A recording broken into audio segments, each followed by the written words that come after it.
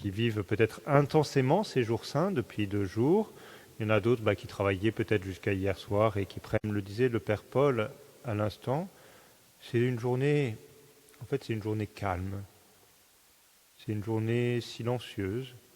C'est un peu un paradoxe, je vais vous parler pendant 3/4 d'heure d'une journée silencieuse, mais bon, c'est comme ça. Après on rentrera un peu dans le silence aussi. C'est une journée paisible aussi.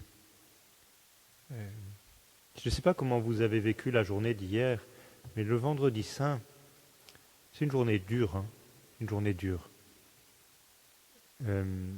Parce qu'on suit Jésus dans sa passion, parce que peut-être il y a aussi un peu nos combats intérieurs, il y a tout un tas de choses qui se passent en nous. Peut-être que c'était aussi une forme de lutte pour rentrer dans ce temps-là, une lutte avec nous-mêmes, une lutte aussi parce que il y a peut-être des choses aussi de notre vie qui sont remontées. Alors vous voyez, aujourd'hui, le samedi saint, c'est assez différent. C'est vrai que nous avons accompagné Jésus au tombeau hier, mais c'est le moment où nous pouvons laisser la paix venir dans nos vies, dans nos cœurs. Il y a comme une espèce de repos. Repos du corps de Jésus, repos de la création, qui attend, simplement, avec confiance, la nuit prochaine, où nous savons que la vie va ressurgir de la mort, mais aujourd'hui, eh bien, nous laissons comme une espèce de paix, de silence, s'installer dans nos vies, dans notre cœur. Alors, donc je vais faire comme d'habitude, je vais prendre un texte de l'Évangile, et là, ce qu'on fait souvent le samedi saint, la tradition, on l'entendait un petit peu dans l'office tout à l'heure d'ailleurs, le samedi saint, c'est un jour que traditionnellement, on passe avec la Vierge Marie. Alors on méditera un petit peu ce matin sur la Vierge Marie. Je lirai le texte de l'Annonciation, tout simplement, ce moment où l'ange Gabriel vient annoncer à Marie qu'elle sera la mère du Fils de Dieu. Et je commenterai quelques éléments de ce texte, et puis ensuite, comme je l'ai fait hier et avant-hier, je vous proposerai 5 attitudes que nous pourrions vivre aujourd'hui, et vous en choisirez peut-être une qui pourrait nourrir cette journée de silence, de paix, d'attente. On va demander à l'Esprit Saint déjà de venir sur nous comme il est venu sur la Vierge Marie. Viens, Esprit de sainteté, viens, Esprit de lumière, viens, Esprit de feu, viens nous embraser, viens, Esprit de sainteté, viens, Esprit de lumière, viens, Esprit de feu, viens nous embraser.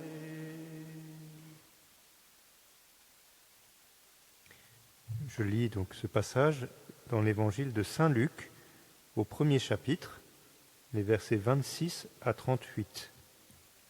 Luc chapitre 1, versets 26 à 38. Le 6e mois, l'ange Gabriel fut envoyé par Dieu dans une ville de Galilée du nom de Nazareth, à une vierge fiancée à un homme du nom de Joseph, de la maison de David. Et le nom de la Vierge était Marie. Il entra et lui dit : « Réjouis-toi, comblée de grâce, le Seigneur est avec toi. » À cette parole, elle fut toute troublée, et elle se demandait ce que signifiait cette salutation. Et l'ange lui dit : « Sois sans crainte, Marie, car tu as trouvé grâce auprès de Dieu. Voici que tu concevras dans ton sein et enfanteras un fils, et tu l'appelleras du nom de Jésus. Il sera grand et sera appelé fils du Très-Haut. Le Seigneur Dieu lui donnera le trône de David, son père. Il régnera sur la maison de Jacob pour les siècles, et son règne n'aura pas de fin. » Mais Marie dit à l'ange : « Comment cela sera-t-il, puisque je ne connais pas d'homme ? » L'ange lui répondit : « L'Esprit Saint viendra sur toi, et la puissance du Très-Haut te prendra sous son ombre. C'est pourquoi l'être saint qui naîtra sera appelé Fils de Dieu.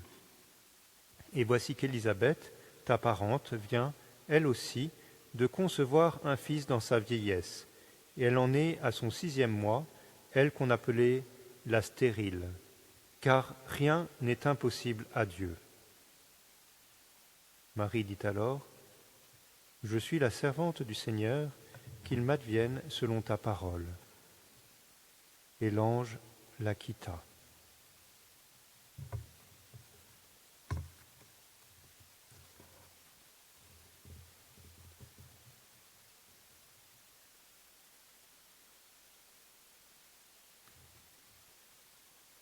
Alors peut-être que vous aurez trouvé un petit peu curieux de samedi saint, entre le moment où on a déposé Jésus dans son tombeau et le moment où on attend la résurrection, de revenir à l'Annonciation.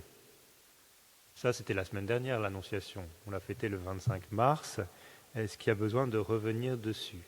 Alors, oui, on peut méditer à partir de ce texte, peut-être d'une manière différente de la semaine dernière, et peut-être méditer sur ce texte comme étant un texte d'attente, mais un texte d'attente confiante.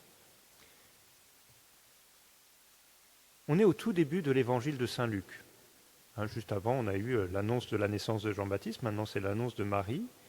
On pourrait faire un petit saut en avant et aller au tout début du 2e livre de Saint Luc, qui est les Actes des Apôtres. Luc, c'est celui qui écrit d'abord l'Évangile, ensuite les Actes des Apôtres. Et à la première page des Actes des Apôtres, qu'est-ce qu'on retrouve, ou qui est-ce qu'on retrouve? On retrouve Marie. Au chapitre 1, verset 14 des Actes des Apôtres, on nous dit que les apôtres étaient assidus à la prière, dans l'attente de la Pentecôte, avec Marie, la mère de Jésus.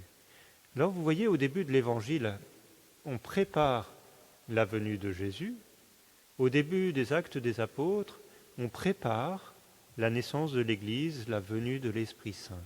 Marie est celle qui est là au moment de préparation, au moment d'attente, au moment où les choses commencent à se faire, mais elles ne sont pas encore visibles. Marie est celle qui enfante. Elle enfante Jésus au début de l'Évangile, et on peut dire tout autant qu'elle enfante l'Église au début des Actes des Apôtres. Et peut-être que nous-mêmes, elle nous enfante. Et c'est pour ça que c'est intéressant de méditer sur ce texte de l'Annonciation. Ce soir, nous allons renouveler les promesses de notre baptême, mais derrière ce renouvellement, c'est pas simplement, vous voyez, une espèce de petit rappel, mais c'est, en fait, on va réaccueillir de nouveau cette vie divine, la vie de Jésus. Nous allons être de nouveau plongés dans la mort et la résurrection de Jésus. Alors Marie, elle est comme notre maman. Enfin, elle n'est pas comme notre maman, elle est notre maman.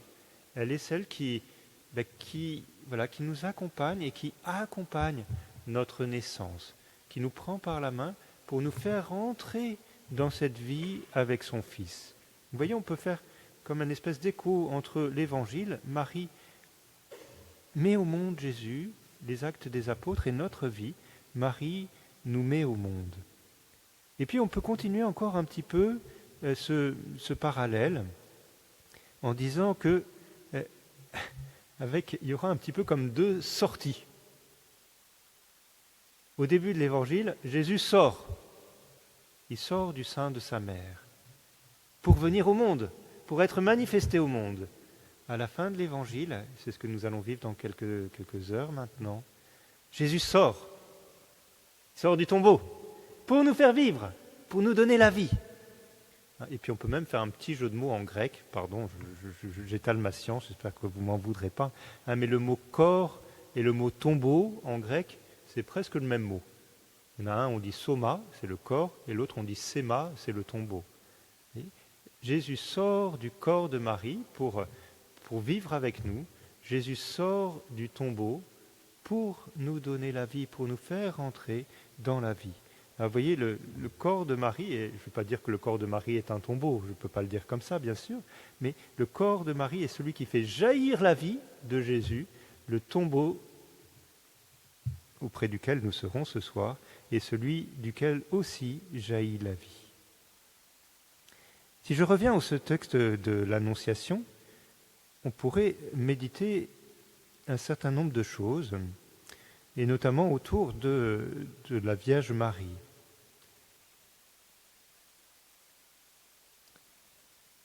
Je relève quelques-unes des caractéristiques de la Vierge Marie, avant de proposer les 5 attitudes, comme je le fais d'habitude. Mais qui est Marie? Qu'est-ce qu'on découvre de Marie dans ce texte de l'Annonciation? Je vais peut-être retenir 3 points qui me frappent dans l'attitude de Marie au moment où l'ange Gabriel vient la visiter. D'abord, il y a une forme de grande disponibilité de la Vierge Marie. C'est assez curieux dans ce texte, c'est que, en fait, Marie, elle est prise un peu à l'improviste. Je vous disais juste avant, on a le texte de l'annonce de la naissance de Jean-Baptiste à Zacharie et Élisabeth. Et alors, Élisabeth, c'est la cousine de Marie, mais en fait, c'est quand même vraiment très différent. Zacharie et Élisabeth, on nous dit qu'ils ont prié pendant toute leur vie pour avoir cet enfant. Élisabeth était stérile. Marie, pas du tout. Marie, est-ce qu'elle a prié pour avoir un enfant? Peut-être, hein. Mais Marie, est-ce qu'elle s'imaginait que l'ange allait venir le voir pour lui dire « Tu vas être un enfant. Tu vas avoir un enfant. » Peut-être pas, surtout que Marie, elle était en train d'envoyer les faire-part du mariage et tout ça, là. Oui, non, mais c'est ça, en fait, il faut imaginer, c'était ça qui était en train de se passer. Alors, je ne sais pas si c'est les faire-part comme nous exactement, mais elle sait que dans quelques mois, il va y avoir la célébration de ce mariage avec Joseph. Elle s'est sûrement préparée à ce mariage, parce qu'en plus, Joseph, il est vraiment chouette quand même comme garçon, hein. Donc Marie, elle est toute contente, sans doute, de célébrer ce mariage avec Joseph. C'est vrai, non? Voilà, c'est ça à quoi elle se prépare. Et l'ange vient la voir. Mais ça bouscule un petit peu ses projets quand même. C'est pas ça qu'elle avait prévu au départ. On aurait pu dire pareil pour Joseph, hein. Quand l'ange vient voir Joseph, là, on voit plus que ça bouscule les projets de Joseph quand même. Enfin, disons que Joseph, il est bousculé dans un sens et puis dans l'autre, parce que au début, il veut se marier avec Marie, et puis après, finalement, quand il sait qu'elle est enceinte, il se dit peut-être pas, et puis finalement, l'ange, il vient, et puis il lui dit, si, il faut y aller. Alors, vous voyez, Joseph, c'est vraiment celui qui a été docile et disponible. Mais on peut dire ça aussi de Marie. Marie, elle a été disponible, effectivement, à une annonce, certainement, qui venait la bouleverser, qui venait changer quelque chose dans sa vie. Et ça, ça c'est beau, c'est une belle attitude qu'on peut souligner, c'est que, de manière presque naturelle, on sent que Marie, on a presque l'impression que Marie, elle l'attendait, l'ange. C'est vrai, non? On a l'impression que Marie, en fait, elle avait le cœur tellement disponible que, en fait, quand l'ange est venu, elle n'a pas été tellement surprise que ça. Mais alors attendez, quand même, c'est une sacrée surprise. Et puis quand on a le contenu des paroles après, vous voyez, donc, alors souvent, effectivement, on médite sur Marie comme étant cette femme qui méditait la parole de Dieu, etc. Et c'est possible, effectivement, que l'habitude que Marie avait de prier, de méditer les Écritures, a creusé une disponibilité dans son cœur, a peut-être creusé une attente aussi dans son cœur qui lui a permis d'être disponible à accueillir cette annonce de l'ange. Ce que je voudrais souligner, deuxième point que je voudrais souligner aussi dans l'attitude de Marie, c'est que Marie, elle n'a pas peur de la nouveauté. Là aussi, je fais un petit peu la comparaison avec le passage précédent, avec Zacharie et Élisabeth. Zacharie et Élisabeth, ils sont vieux, stériles, etc. L'ange Gabriel vient leur annoncer la naissance d'un enfant. Est-ce que c'est très nouveau, cette affaire? Vous pourriez me dire, c'est quand même assez original, ça n'arrive pas tous les 4 matins qu'un ange vient annoncer la naissance d'un enfant, et puis qu'en plus ça se réalise. C'est vrai. Mais on ne peut pas dire que ce soit complètement nouveau.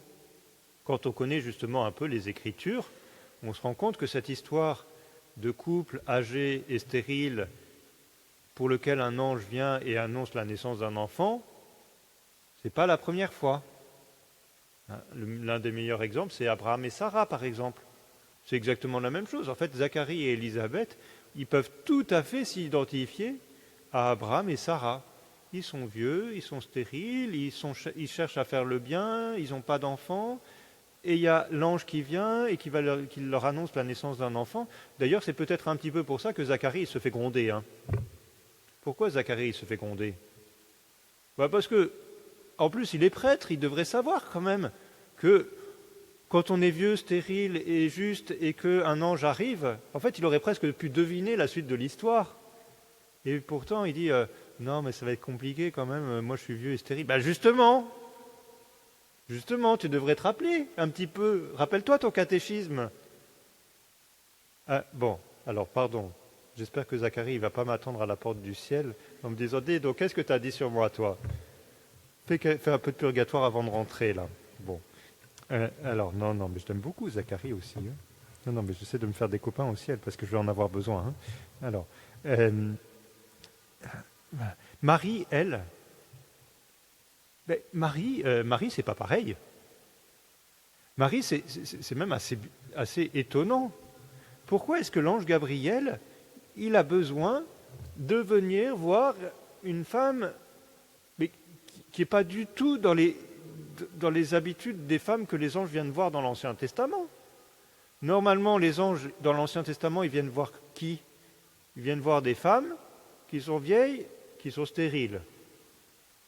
Marie, elle coche aucune de ces cases.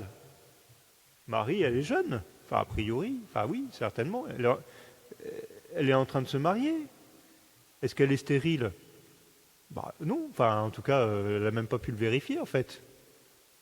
Alors, en fait, je pense que Marie, elle a dû être un petit peu surprise en disant, dis donc Gabriel, d'habitude, c'est pas des femmes comme moi que tu apparais. Non mais c'est vrai, en fait.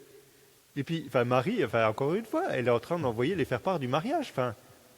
Marie, alors, hier j'ai dit qu'il ne fallait pas faire de projet, mais si Marie avait fait des projets, qu'est-ce qu'elle se serait dit? Voilà, il va y avoir le mariage, ça va être chouette, on va faire un voyage de noces. Non, je ne sais pas si on faisait des voyages de noces à l'époque.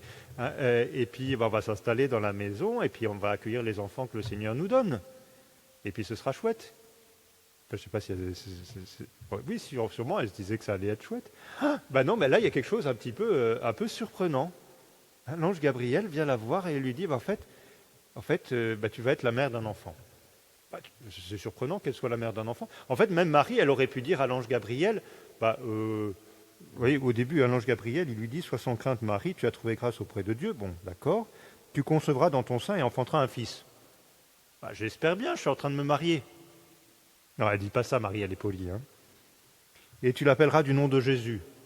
Si tu veux, si ça te fait plaisir, je peux l'appeler du nom de Jésus. C'est un nom, en plus, il y en a plusieurs qui s'appellent Jésus. C'est un nom assez courant à l'époque. Il sera grand. Alors Marie, elle se dit, oui, j'espère. De toute façon, quelle maman n'espère pas que son enfant soit chouette? C'est vrai, on espère tous qu'il sera grand. Oui. Il sera appelé fils du Très-Haut. Oui. Fils du Très-Haut, vous allez me dire, ça veut dire qu'il est fils de Dieu. Fils du Très-Haut, dans l'Ancien Testament, c'était aussi une manière d'appeler un petit peu tout. Les fils du Très-Haut, c'est le peuple d'Israël. Le Seigneur Dieu lui donnera le trône de David, son père. Là, Marie, elle peut même dire, oui, en fait, c'est logique. Pourquoi c'est logique? Parce que je suis marié avec un gars qui est chouette quand même, parce que non seulement il est chouette, Joseph, et en plus, il est de la famille de David. Alors on se dit, super, ça va être moi la mère du Messie, grâce à Joseph. Mais Marie, elle continue à écouter quand même. Il régnera sur la maison de Jacob. Voilà, le Messie, effectivement, on savait que ce serait un roi. Par contre, qu'est-ce qu'il dit après l'ange? Il régnera sur la maison de Jacob pour les siècles et son règne n'aura pas de fin. Oula, ça c'est bizarre quand même, non? Un règne qui n'a pas de fin? Ça c'est un petit peu plus original. Et alors là, c'est pour ça, c'est à ce moment-là d'ailleurs que Marie, elle dit, mais dis donc, comment ça va se faire là? Parce que là, j'ai l'impression que tu m'annonces quelque chose qui est un peu extraordinaire. Et effectivement, alors on pourrait commenter plus derrière, il y a les prophéties de Daniel, dans lesquelles on annonçait la venue du Fils de l'homme, qui aurait un règne éternel et universel. Mais on voit bien que ce Fils de l'homme, c'est pas juste une naissance humaine. Marie, elle est accueillante à la nouveauté. Ça, c'est quelque chose qui est... Mais Marie, c'est pas simplement la continuité de l'Ancien Testament. Marie, c'est celle qui accueille un événement qui est radicalement nouveau. Est-ce qu'on a déjà vu une jeune femme vierge concevoir et enfanter un fils? Est-ce qu'on a déjà vu un règne éternel et universel? Est-ce qu'on a déjà vu Dieu qui vient sur la terre? Ben non, là il y a quelque chose de nouveau. Et Marie est disponible à cette nouveauté. Et puis, dernier point que je voudrais... moi j'aime bien insister un petit peu là-dessus. Comment est-ce qu'on représente Marie? Je vais le dire en une phrase, et puis je vais développer un petit peu. J'aimerais bien qu'on se représente Marie comme une jeune femme intelligente et courageuse.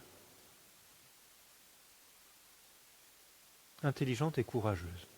Bon, vous allez me dire, oui, vous êtes d'accord, de toute façon on est prêt à donner tous les qualificatifs à la Vierge Marie. Attendez, est-ce que parfois on ne sait pas représenter un petit peu la Vierge Marie comme une femme voilà, un peu gentille, un peu passive, un peu molle? Non, quand même pas, non, personne n'aurait pensé ça. Mais quand même, dans nos représentations de la Vierge Marie, non, je vais le dire un peu autrement. Parfois, on a un peu la représentation de Marie qui est une gentille jeune femme qui fait tranquillement de la couture à la maison sans déranger personne. Un peu ça. Vous voyez, comme on dit que Marie, elle est sans péché, et c'est vrai, hein.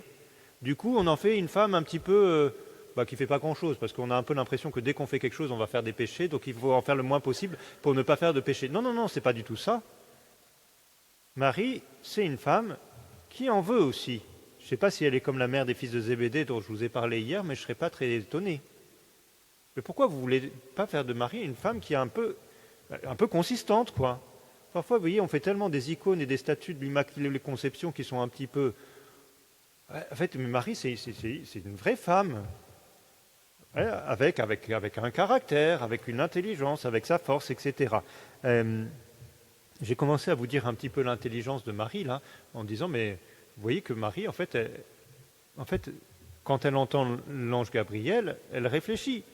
Et puis, elle a tilté. Quand on a commencé à parler des prophéties de Daniel, là, Marie a dit, mais attends, là, ça veut dire qu'il y a quelque chose d'un petit peu original quand même, on est d'accord. Alors que nous, franchement, on a écouté tout le blabla de l'ange, et puis on se dit, pourquoi est-ce que Marie pose une question? Non, mais attendez, Marie, elle a réfléchi aux paroles de l'ange, et comme elle connaît les Écritures, elle dit, non, attends, là, il y a quelque chose qui est nouveau, il y a quelque chose d'extraordinaire. Marie, quand on dit qu'elle médite toutes ces choses dans son cœur, c'est qu'il y a une vraie intelligence des événements. Marie, quand à Cana, elle dit à Jésus, au serviteur, faites tout ce qu'il vous dira, c'est que Marie, en fait, elle n'a peut-être pas tout compris, parce que c'est impossible de tout comprendre, mais il y a une vraie intelligence de la situation. Marie, c'est une femme, vous voyez, c'est pas une femme passive, c'est une femme qui cherche à comprendre, et qui comprend véritablement. Et puis, une femme qui est forte, courageuse. On nous dit, juste après l'annonce de l'ange, je ne vous ai pas lu le verset suivant, c'était « Marie partit et se rendit en hâte vers la région montagneuse dans une ville de Juda ». Voilà, elle va faire le voyage. Je ne sais pas si elle le fait toute seule, mais en tout cas, c'est courageux. Et puis je termine là-dessus avec la Vierge Marie. J'aime bien faire remarquer ça. L'ange, je reviens à l'ange là, il lui dit... Élisabeth. Élisabeth, après, elle dit, ça vous le connaissez par cœur, parce qu'on le dit à chaque fois dans le « Je vous salue Marie », tu es bénie entre toutes les femmes. Élisabeth, quand elle voit Marie qui arrive, elle lui dit, tu es bénie entre toutes les femmes. C'est une belle phrase. Et c'est vrai, on le dit dans le « Je vous salue Marie ». Dans le « Je vous salue Marie », on prend d'abord les paroles de l'ange Gabriel, et puis après on prend celles d'Élisabeth. Tu es bénie entre toutes les femmes. Mais, nous, on pique ces paroles à Élisabeth, mais figurez-vous que Élisabeth, elle-même, elle avait piqué ses paroles à quelqu'un d'autre. Élisabeth, tu es bénie entre toutes les femmes, c'est des paroles qu'il y avait déjà dans l'Ancien Testament. Il y a déjà, même 2 fois, il y a 2 femmes de l'Ancien Testament auxquelles on a dit tu es bénie entre toutes les femmes. Vous saviez ça? Alors maintenant il faut les retrouver ces 2 femmes. C'est qui les 2 femmes auxquelles dans l'Ancien Testament on a dit tu es bénie entre toutes les femmes? C'est une colle. Anne, non. Sarah, non. Esther, non. Judith, j'ai entendu Judith. Il y en a qui sont bien formés là-bas. Il y a Judith, c'est la 2e. Et la première, c'était Déborah, pas très loin. Yaël. Heureusement que le Père Paul, il connaît la Bible. Ah, il faut qu'il justifie quand même, qu'il montre que... Voilà. Yaël. Vous connaissez Yaël? Je vous dis juste en 3 phrases, parce que c'est rigolo, vous lirez ça, c'est dans le livre des Juges au chapitre 4-5, là par là. Et c'est l'histoire d'une femme, donc c'est une grande bataille contre les Cananéens, il y a un grand méchant qui s'appelle Sisera, le chef des Cananéens, et puis donc il y a une bataille effectivement avec une autre femme, c'est Déborah. Et bon, bref, les Israélites sont en train de gagner la bataille contre les Cananéens, ce qui était quand même déjà un miracle, mais sauf que Sisera, il s'est échappé. Il est parti, et puis il trouve refuge chez une femme qui s'appelle Yaël. Et donc Sisera, il dit à Yaël, est-ce que tu peux me cacher là, parce que là je suis je suis dans une posture un peu compliquée. Yaël dit ouais, pas de problème. Et puis il fait rentrer dans sa tente, il le met sous une couverture et tout ça, il lui donne à boire, machin, et puis il le cache en dessous d'une couverture, et puis qu'est-ce qu'elle fait, Yaël? Elle va attraper un pieu de la tente, là, vous savez, les pieux pour accrocher la tente, elle prend un gros marteau, et puis paf, dans la tente de Sisera. Et elle tue le méchant ennemi. Voilà, c'est un peu péchu quand même comme histoire. Hein. Et puis après, donc, quand les autres, là, ceux qui cherchaient Sisera arrivent, et qu'on célèbre la victoire, eh bien on dit quoi? On dit de Yaël, béni sois-tu entre toutes les femmes. Voilà. Et puis Judith qui arrive un petit peu plus loin. Bon, Judith, c'est un peu le même type d'histoire. Hein. Il y a un grand méchant, cette fois-ci il s'appelle Holoferne. Et puis alors Judith, elle nous fait un truc un petit peu... Bon, enfin bref, elle séduit quasiment Holoferne, elle le fait boire tout ce qu'elle peut, etc. Enfin bon, elle a réussi par un stratagème un peu astucieux à arriver jusque chez lui. Et puis quand Holoferne est suffisamment bourré, qu'est-ce qu'elle fait, Judith? Elle prend la grosse épée qui est au bout du lit d'Holoferne, et puis paf!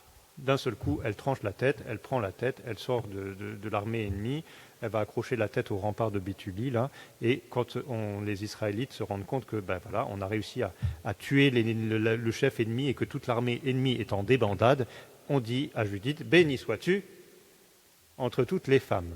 Bon, vous voyez, dans la Bible, il y a des histoires, bon, on ne les lit pas trop dans la messe, celles-là, ces histoires-là, je ne sais pas pourquoi, hein. Mais ce que je voulais faire remarquer, c'est que du coup, Élisabeth, qu'est-ce qu'elle fait? Tuer bénie entre toutes les femmes. Elle pense à qui, Élisabeth? Oh, elle ne pense pas à une gentille couturière à la maison. Hein. Elle pense à Yaël.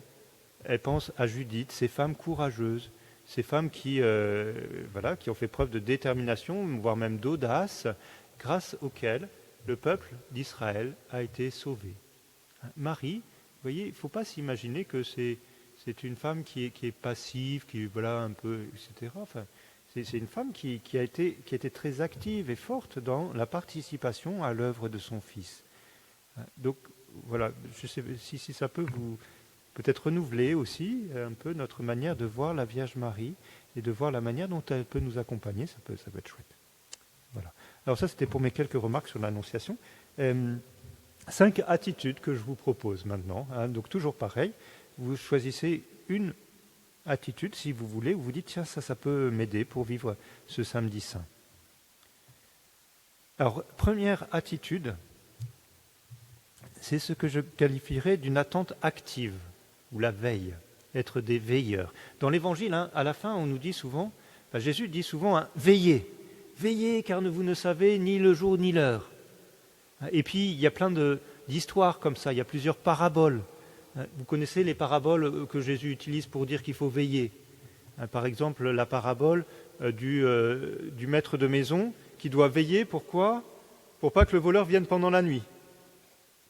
Ou il y a la parabole du serviteur qui doit veiller pour éviter que son maître ne revienne au moment où il ne faudrait pas et qu'il le trouve en train de boire et tout ça, et de faire le bazar dans la maison, alors qu'il devrait simplement être là en train d'attendre le retour du maître.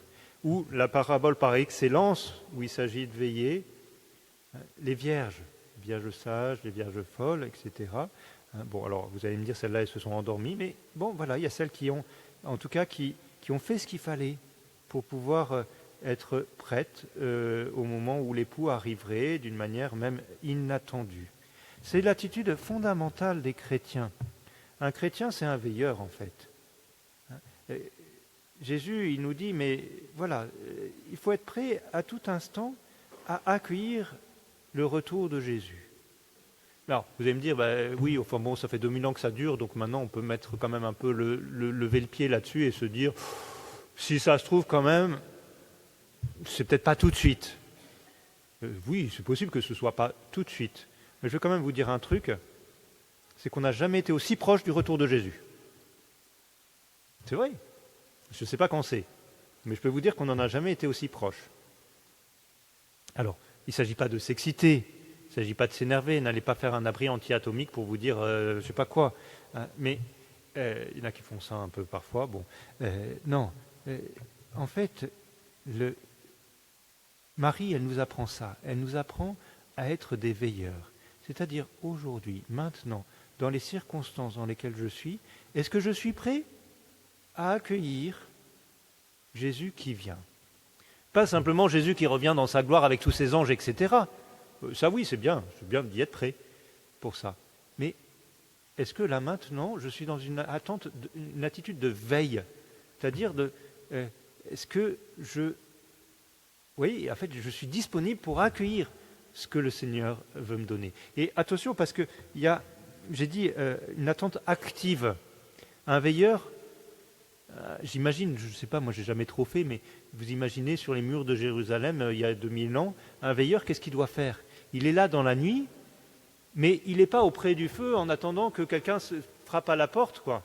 Le veilleur, il est là sur son rempart, et il scrute dans la nuit. Il regarde, est-ce qu'il y a quelque chose? Et puis, il est attentif au moindre signe. Parce que s'il y a un ennemi qui arrive pendant la nuit, forcément, il sera discret. Et si lui, le veilleur, il n'a pas tous ses sens en alerte pour accueillir pour détecter celui qui va venir, eh ben, il n'aura pas fait son travail. Hein? Veiller, c'est pas simplement attendre. Veiller, c'est avoir comme une espèce de proactivité, de dire, mais voilà, est-ce que j'ai fait tout ce que j'ai pu pour être capable de discerner, de repérer le signe qui me dit qu'il est là, qu'il vient. Un peu comme les vierges prévoyantes, là. Elles se sont dit, mais des fois il arrive en retard, on va prendre du rab, d'huile. On va prendre une réserve. Elles ont bien fait. C'est vrai que peut-être qu'il n'y avait qu'une chance sur 10 qu'il arrive en retard. Mais n'empêche qu'elles se sont dit, si par hasard il arrive en retard, on va en prendre un peu plus.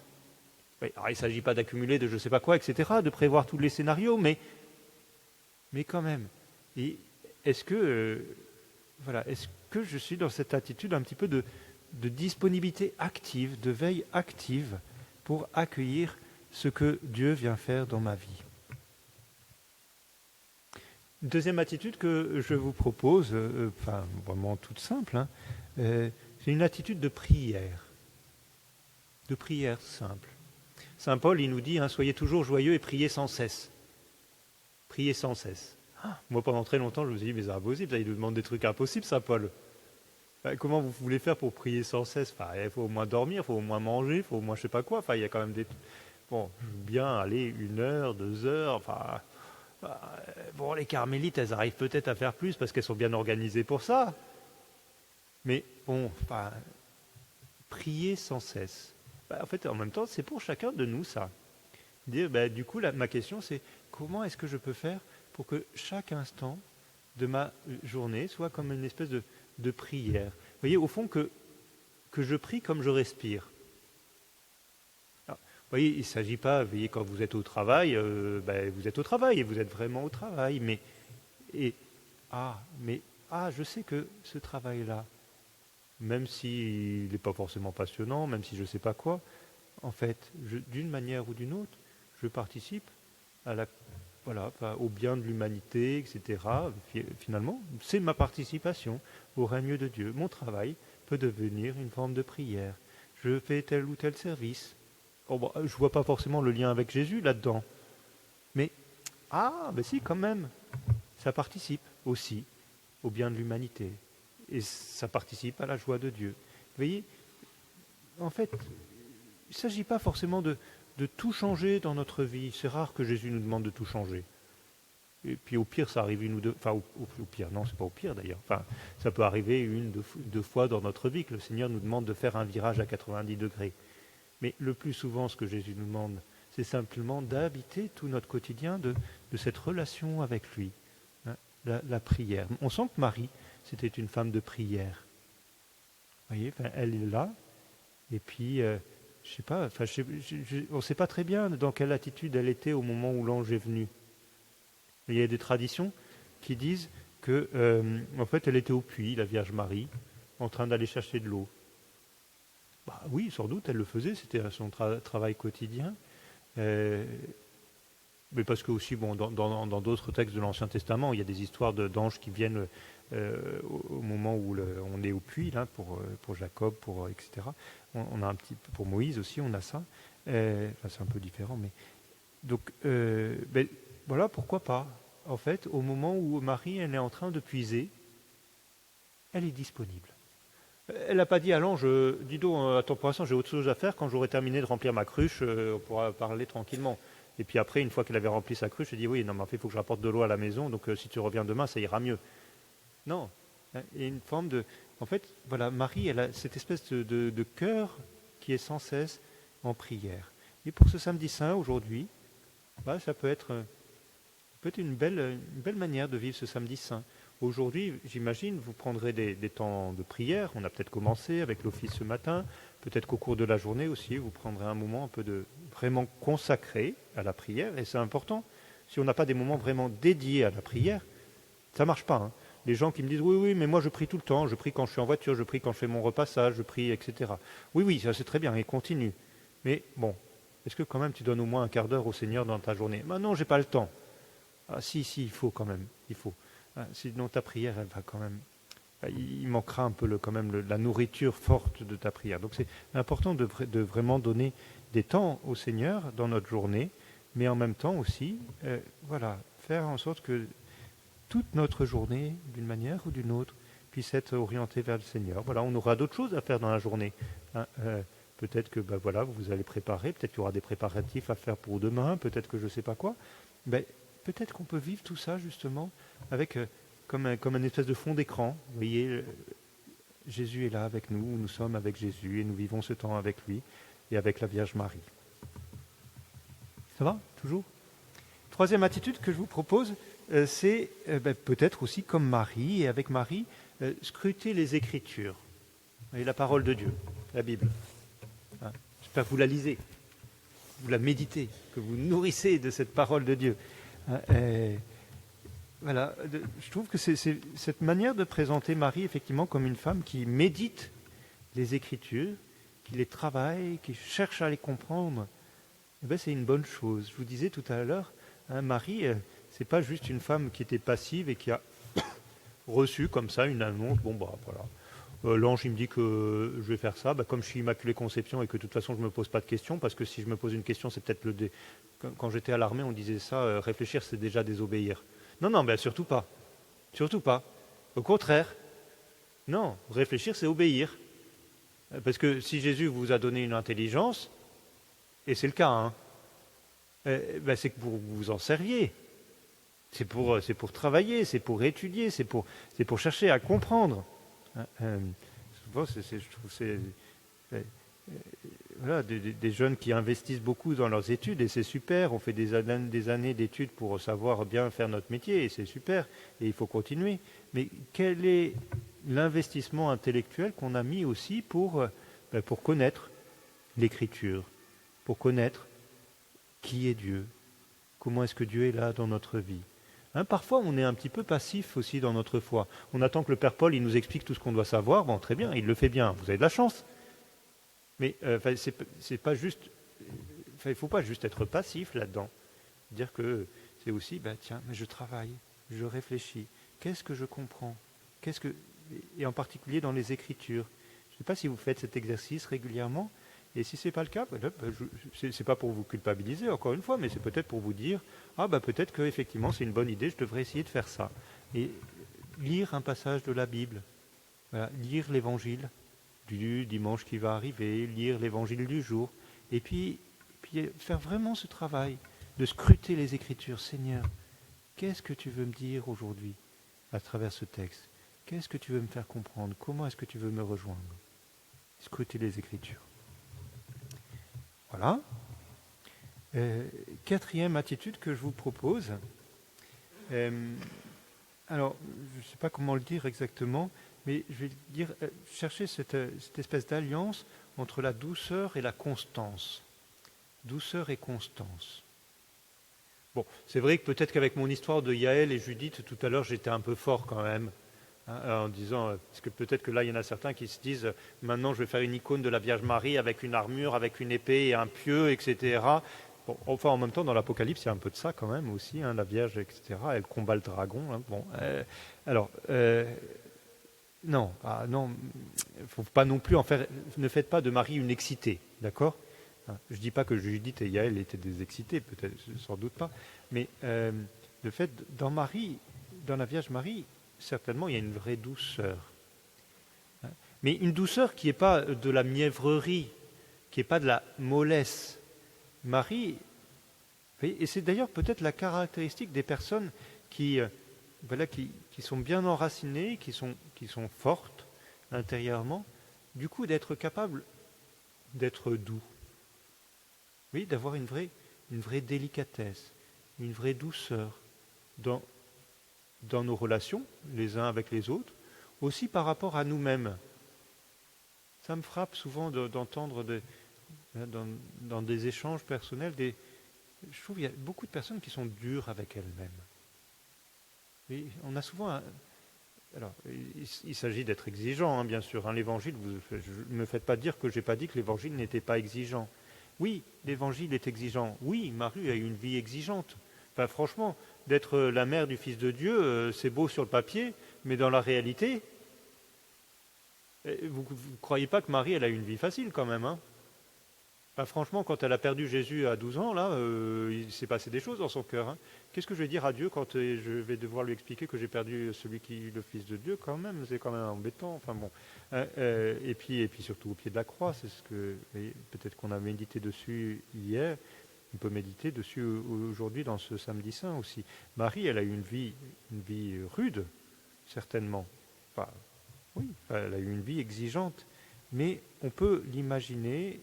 Et surtout, plus que l'imaginer, on peut se laisser gagner par une forme de douceur, une vraie douceur. Et je crois que même c'est un signe de la présence de Dieu dans notre vie, lorsqu'on est capable de se laisser habiter par cette douceur ou cette délicatesse dans nos relations avec les autres et avec nous-mêmes.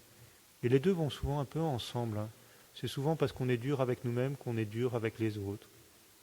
Et au contraire, lorsqu'on on apprend à vivre cette forme de délicatesse, ça facilite beaucoup de choses. Mais le but, c'est pas d'abord de faciliter les choses. Le but, c'est d'abord de faire la volonté de Dieu et de participer à la construction du royaume de Dieu. Voilà, donc peut-être demander cette grâce et accueillir cette grâce d'une forme de douceur, une douceur constante, voyez, dans ce que nous avons à vivre, de ce que nous avons à faire. Éviter, peut-être aujourd'hui en particulier ce samedi saint, éviter des formes d'excitation, des formes d'énervement, des formes, d'irritation ou de choses comme ça. Laisser descendre en nous cette paix, ce calme, ce silence du samedi saint. Et puis la dernière attitude que je vous propose, en lien avec ce samedi saint, et puis ce que je vous ai dit sur Marie, c'est justement laisser grandir en nous cet amour de la Vierge Marie. Je crois qu'il y aura le chapelet tout à l'heure qui sera proposé, j'ai noté. C'est ça n'a pas été annulé. On a annulé toutes les autres choses là, mais il n'y a plus de repas, il y aura l'office, mais vous vous débrouillez pour le suivre. Par contre, le chapelet, il est encore là, donc ça c'est bien, c'est une bonne chose, si j'ai bien compris. Aimer la Vierge Marie. On a tous une relation différente avec la Vierge Marie.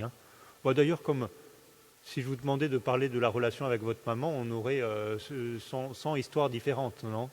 La relation avec notre maman, c'est particulier, c'est unique, etc. Il y a des relations qui sont très belles, très paisibles, très calmes, et puis il y en a d'autres qui sont plus tumultueuses. Il y a ceux d'entre vous qui ont encore leur maman ici, il y a ceux d'entre vous qui ont leur maman qui est partie. Et chacun d'entre nous, on a une relation avec notre maman. Chacun d'entre nous, on a une relation avec notre maman du ciel, avec la Vierge Marie. Pour certains, c'est pas simple. Parce qu'on ne vous a pas appris à aimer la Vierge Marie, ou vous ne l'avez pas vraiment découvert, ou parce qu'il y a peut-être des images que vous avez de la Vierge Marie qui sont voilà, qui ne sont pas très parlantes ou qui ne vous rejoignent pas, ou voire même qui vous hérissent le poil, peut-être, bon, pourquoi pas. Alors, peut-être c'est, on pourrait demander aujourd'hui cette vraie grâce de retrouver une belle relation, un vrai amour pour la Vierge Marie. Alors, peut-être vous me direz, oui, mais c'est pas essentiel dans notre foi chrétienne parce que de toute façon, et puis aujourd'hui, en partie, c'est le mystère du Christ mort et ressuscité que nous célébrons. Oui, c'est vrai. Mais Marie, c'est le moyen, le meilleur. C'est celle qui nous aide le plus pour vivre ce chemin. On sait bien que ce chemin-là d'accueil de Jésus, ça ne se fait pas tout seul. On le fait les uns avec les autres, avec ceux qui sont ici, avec ceux qui sont là-haut. Et dans ceux qui sont là-haut, franchement, commencer par la Vierge Marie, c'est celle qui est la plus efficace sur ce chemin. C'est pas une question d'efficacité, je sais bien que le but c'est pas, etc., de faire des calculs pour savoir comment est-ce qu'on s'en sort avec le moins d'efforts possible, c'est pas ça le but. Mais Marie, c'est celle qui nous prend par la main. En fait, j'avais dire presque le fait de la regarder, ça nous donne envie d'avancer vers Jésus. Mais toute cette méditation que j'ai voulu vous proposer sur la Vierge Marie, mon but c'est pas qu'à la fin vous sortiez en disant oui, en fait j'aime encore plus la Vierge Marie. Mon but c'est que en connaissant mieux la Vierge Marie, en fait on a pris la main de la Vierge Marie pour avancer vers Jésus. Et ça c'est beau. Aujourd'hui, c'est vrai que c'est peut-être plus délicat de prier Jésus. Vous voyez, si on s'imagine auprès du corps de Jésus ou devant le tombeau, on se dit, Marie est avec nous. Certainement, Marie, elle se tient avec nous près du tombeau, et elle se tient avec nous pour passer à travers la mort vers la vie. Et voilà, chacun d'entre nous peut peut-être essayer. Ça peut être une attitude à recevoir aujourd'hui, un amour de la Vierge Marie qui nous conduit de manière plus profonde vers son Fils Jésus, elle qui l'a accueilli plus que n'importe qui. Alors voilà, c'était 5 attitudes encore que je voulais vous proposer pour aujourd'hui.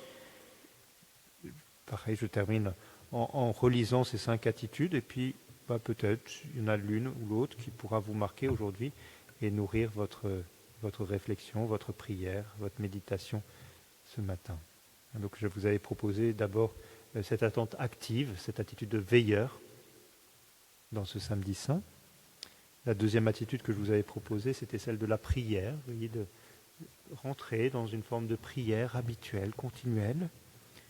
La troisième attitude que je vous avais proposée, c'était de scruter les Écritures, la parole de Dieu. La quatrième attitude que je vous avais proposée, c'est accueillir une forme de douceur et de constance dans notre quotidien, dans notre attitude, dans nos relations. Et puis enfin, je vous avais proposé de laisser grandir en vous cet amour de la Vierge Marie. Gloire soit au Père et au Fils et au Saint-Esprit, comme il était au commencement, maintenant et toujours, dans les siècles des siècles. Amen.